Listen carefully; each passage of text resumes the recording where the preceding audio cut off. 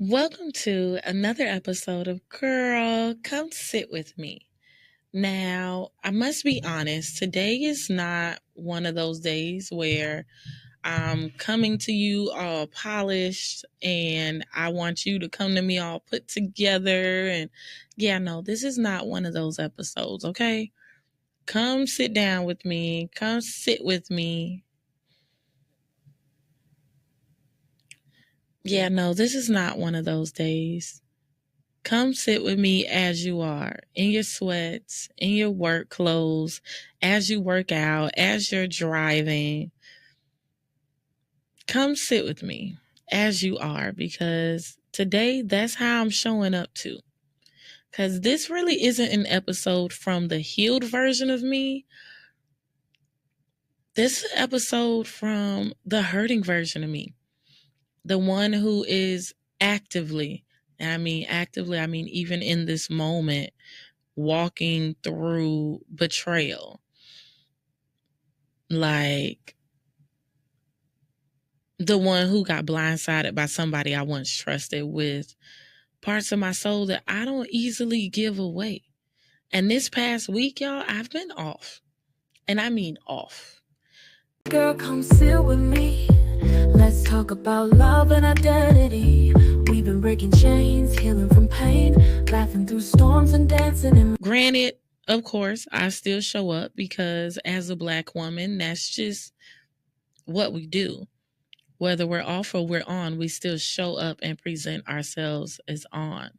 So whether I'm bleeding or I'm blooming, I'm still showing up. But today I'm not even going to pretend like I'm okay, because I'm not. And it's taken a lot for me to even realize that that's where I'm at, and that's okay too.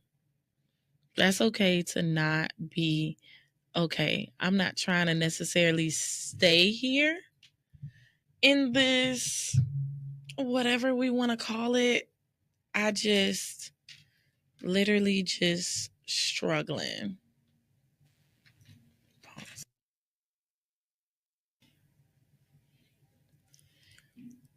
I've been sitting with this pain while trying to not let it define me.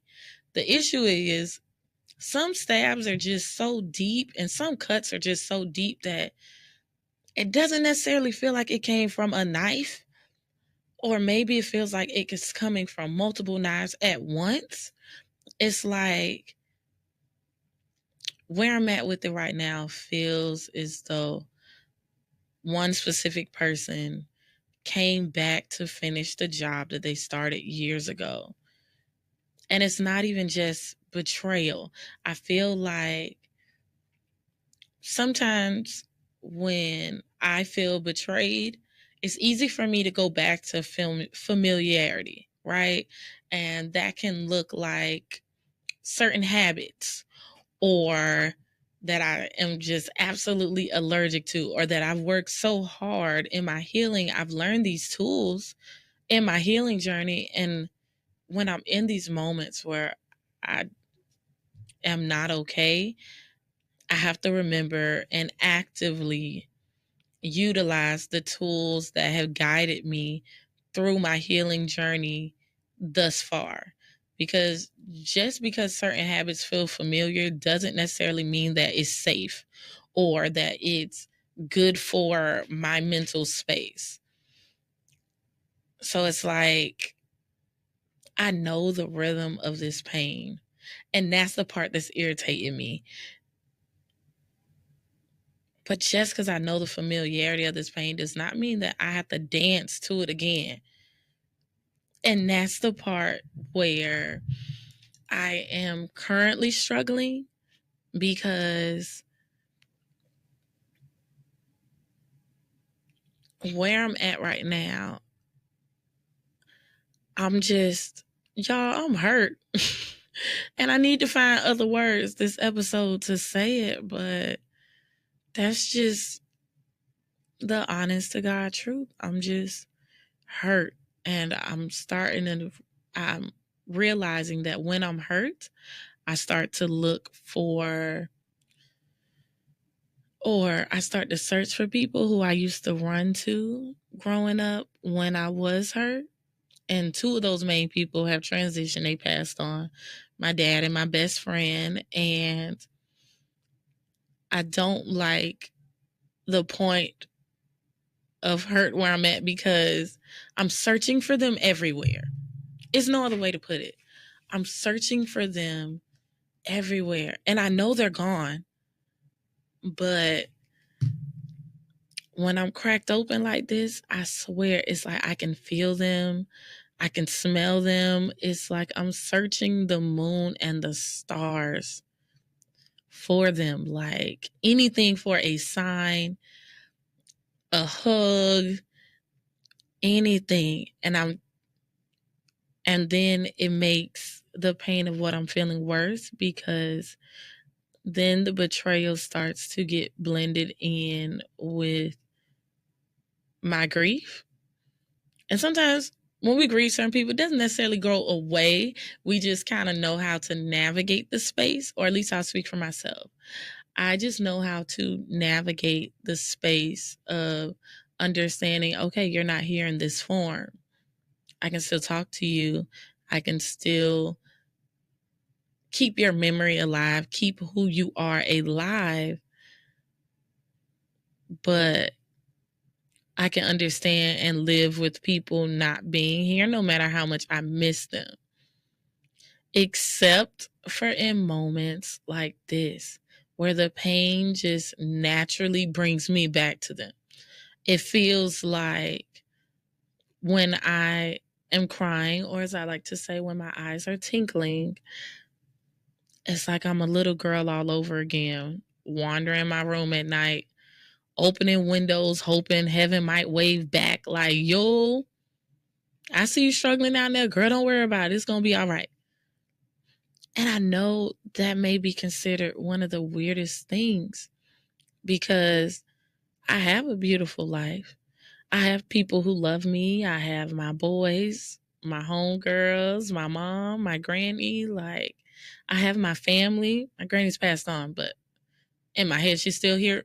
But it's not here nor there.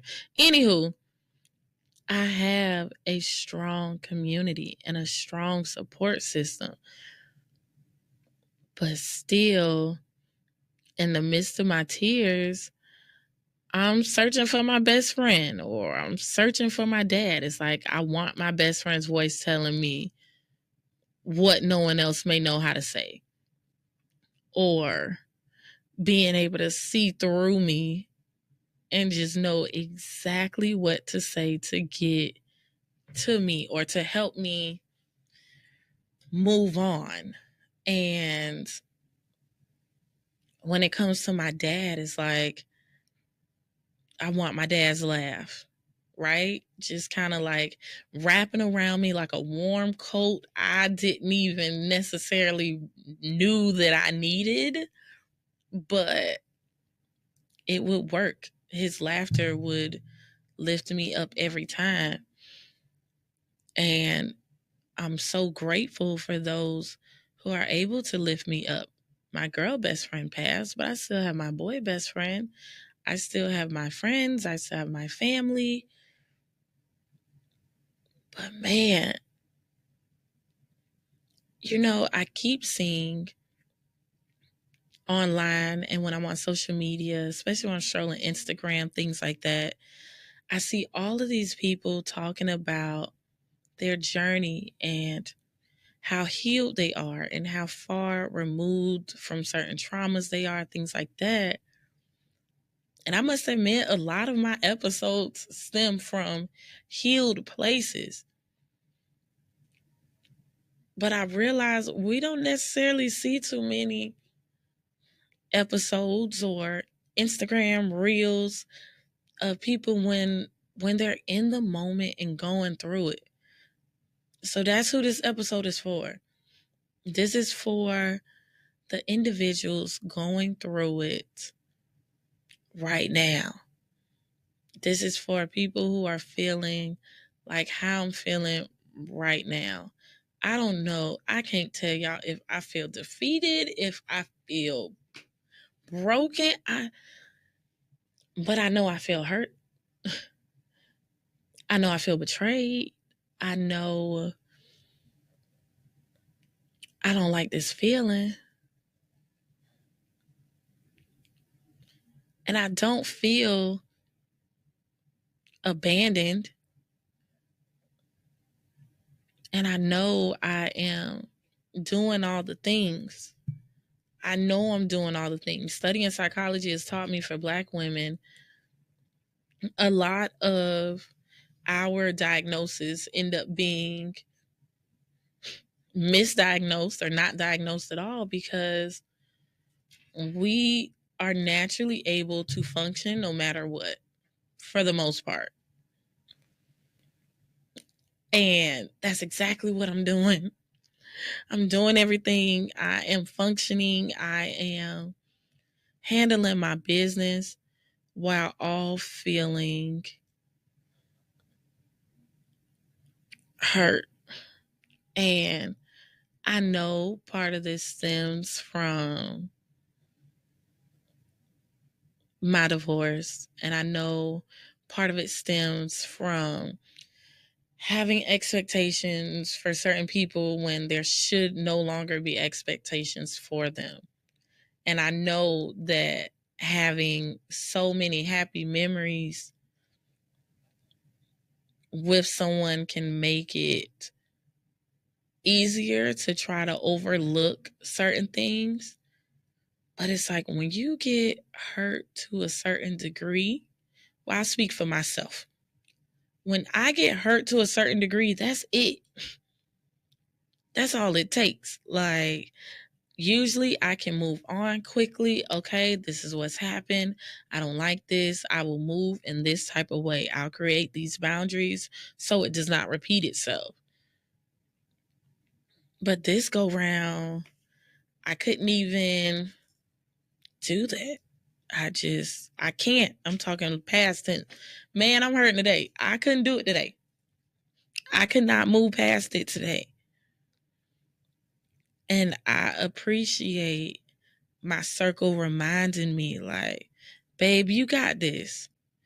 You got hit with some real pain. You can't expect yourself to be over it in a couple of days or in a week.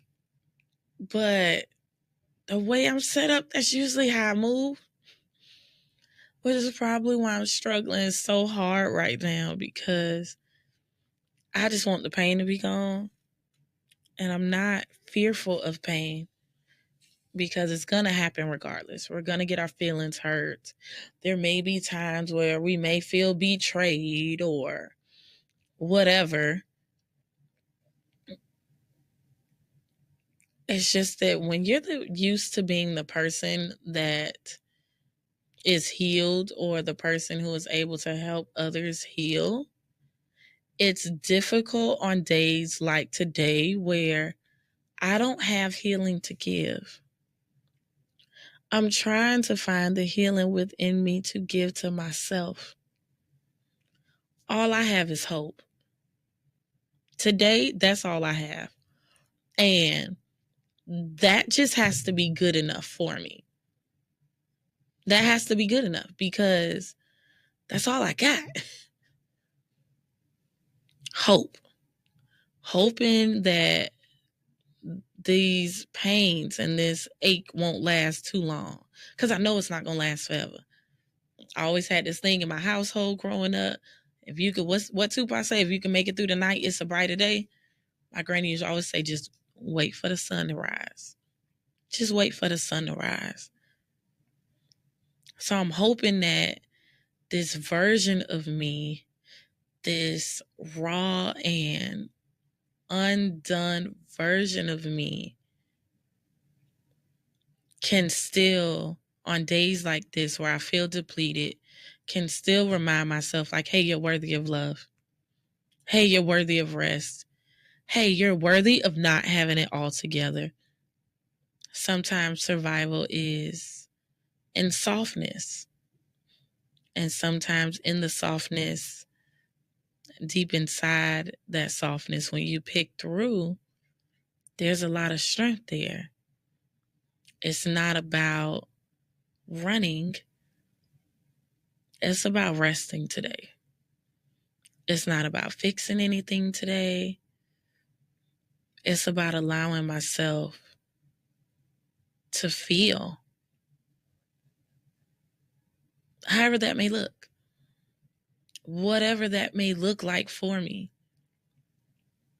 Because while I'm here and I am in this in between limbo space, I have to remind myself to continue to lean on the little things that keep me going. So, my morning tea, opening up the blinds and seeing the sunshine this morning, waking up my boys, the way my sons hug me like I'm made of magic. And in some mystical way, I'm able to get their day started properly and have them in good spirits, even on days where my spirit feels low, or on days where my spirit feels drained. It's when it comes to trying to move past these moments as I'm feeling like this, there are times where I have these vivid old voice notes from my best friend that still hit home. Like she just passed today, even though it was years ago, right? Or the smell of my dad's cologne when I open up one of his old shirts that I've still managed to keep smelling like him, even though he transitioned many, many, many moons ago. Those are the moments that save me. So if you're listening to this and you are also in the thick of it, as I like to call it, you're not past it, you're going through it, you are working through it, I see you. You're not alone. Granted, you're not after what that lady say, after the pain. Granted, you're not after the pain. And you are still in the middle of the pain, like I am in this moment. But there is something sacred about these moments. So every now and then, on days like today, or for me, it's been the past week or so. So on moments like this, or short, because I'm not claiming this for a long time, Lord. And short seasons like this, I used to do video diaries. And when I tell y'all, doing those video diaries was therapeutic. One, because I was able to get it out, but it's therapeutic in that moment, but it's also therapeutic for me after the fact. Last week, I reviewed some from a couple years ago on days like today, where I was just off, just couldn't turn it back on. I wasn't on doing what I got to do, but still not in this space that I wanted to be in. And it's in watching those old video diaries that I realized, girl, you are not in that place. Let's not continue a cycle. Let's move past this. You move past that, you didn't think you can do it. So just how you move past some of those harder moments, you can move past this moment too. I may not have the energy to tell it to myself, like, hey, you got this. Yeah, girl, get it. Yeah, no, I don't have all that. Not today. Not today. I don't have all that. But what I do have is at least a little energy to remind myself to keep it going, to just keep going. So I haven't shared a poem with y'all in a while, and I wanted to share something with y'all. It's a poem I wrote in a down moment. It's beautiful.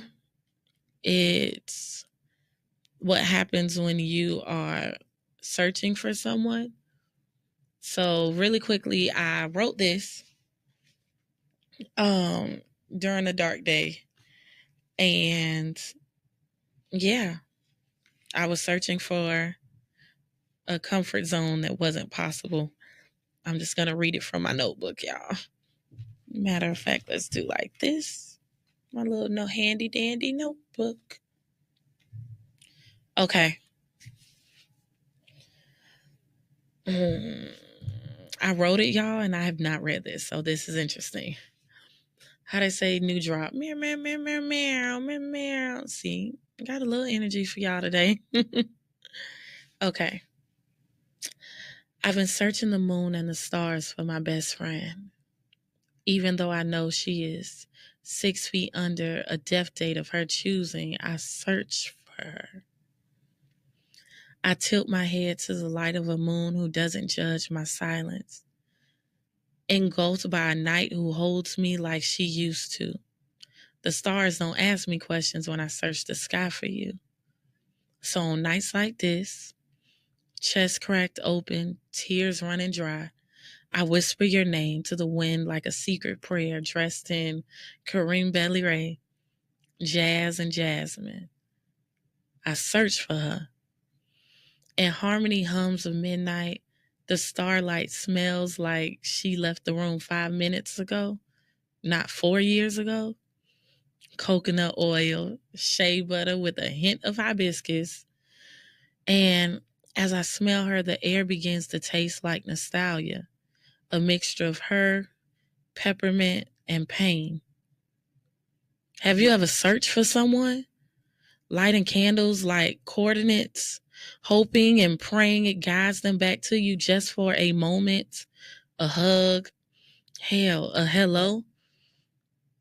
You know, in the distance, I'm at the point where I can hear her. Not loud, but real, like soul songs from a soul sister, soft and sacred, reminding me she can still be seen in the shadows, even as gospel and grief slow dances in my chest. Yet, I still search for her because in this moment, I'm hurt from too many betrayals. And I need a hug from my best friend to remind me that our team is still a we, no matter who's above ground and who's below. So I close my eyes and look to the moon, and I breathe real deep and let the stars give a twinkle to each tear shedding down my face. And then I open my eyes. And just like that, you're here, hugging me through the sky as I say bye to her. And then we'll stop there for now. But poem. But yes, thank y'all for rocking out with me to that poem. I really don't even have a name for it. If we want to be literal, we can call it Searching the Moon and the Stars, because that's me going to one of my coping mechanisms. That is me going to one of my coping mechanisms. Sometimes people can be our coping mechanisms, whether it's in a healthy way or an unhealthy way. It's just that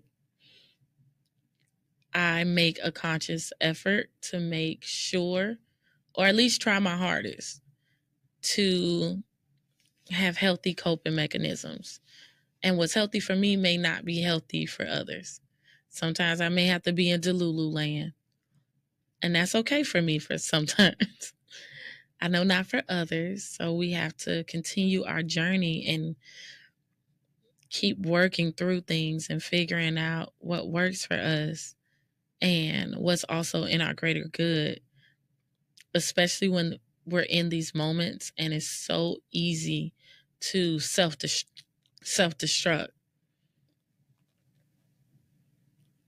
So, yeah, y'all. I wish I could come here and pretend, and no, I'm not really the biggest pretender, but I do wish that I was able to come on here and be in my healed space that I'm usually in, but none of us are perfect and we all go through things. So if you're still with me, thank you for sitting with me in this space. Sometimes healing is like a sunrise, and other times it feels like midnight and you're surrounded in darkness, like grief, like searching. But it's important for us to remember that even in searching, we're not alone. We don't have to be fully healed to be held. And today, I'm holding all the hope. That's what I'm doing today. And that's just going to have to be enough. So until next time, y'all, take care of your heart. If you are like me and you are searching the sky tonight, I hope that it hugs you back. And I hope that you remember to always hang on until the sunlight comes back. So thank you for sitting with another episode of Girl, Come Sit With Me.